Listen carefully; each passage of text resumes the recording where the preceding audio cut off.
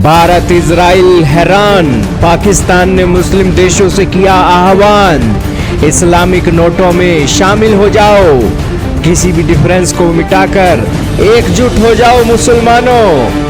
जी हां दोस्तों, पाकिस्तान के रक्षा मंत्री ख्वाजा आसिफ ने इस्लामी देशों से अपने डिफरेंसेस को भुलाकर सऊदी अरब और तुर्की के साथ इस्लामाबाद के रक्षा समझौते में शामिल होने का आह्वान कर दिया है।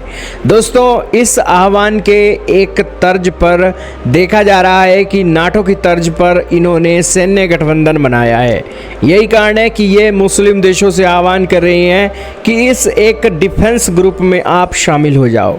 हाल ही में पाकिस्तान के रक्षा मंत्री का इंटरव्यू हुआ जिसके अंदर उन्होंने कहा कि ये जो डिफेंस एग्रीमेंट हुआ है ये कोई विशेष क्लब नहीं होना चाहिए।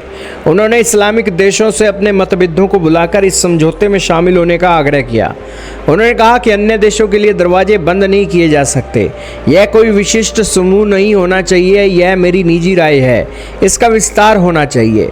उन्होंने कहा कि मेरा मानना है कि नाटो की तर्ज पर मुस्लिम देशों को अपने मतभेदों को एक तरफ रख देना चाहिए, चाहे वे लेन देन संबंधी मुद्दे हों या एक दूसरे के साथ द्विपक्षीय विवाद हों, और इस मंच पर एक साथ खड़े होना चाहिए।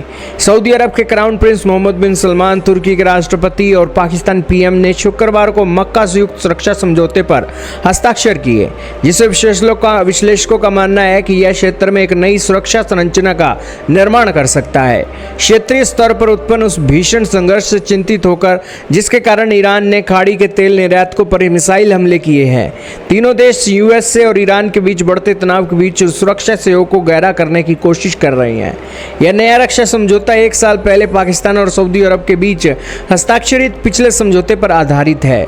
दोस्तों, एक तरफ जहां इजराइल अपनी सीमाओं का विस्तार कर रहा है, तो वहीं दूसरी तरफ दोस्तों इस्लामिक कम्युनिटी को दोस्तों अपने लिए एक बड़े खतरे के तौर पर इजराइल देख रहा है। और यहाँ पर अमेरिका और इजराइल मिलकर जो ईरान के साथ कर रहे हैं और वर्ल्ड के साथ कर रहे हैं, उन चीज़ों को रोकने के लिए इस्लामिक नाटो का जो प्रेशर है बहुत ज़रूरी है। पाकिस्तान इस नज़रिए से भी चीज़ों को देख रहा है। खैर दोस्तों, पाकिस्तान भी एक मक्कार देश है और अपने फ़ायदे के लिए दोस्तों ये अपने भाइयों की भी ठगी मारने में पीछे नहीं रहता।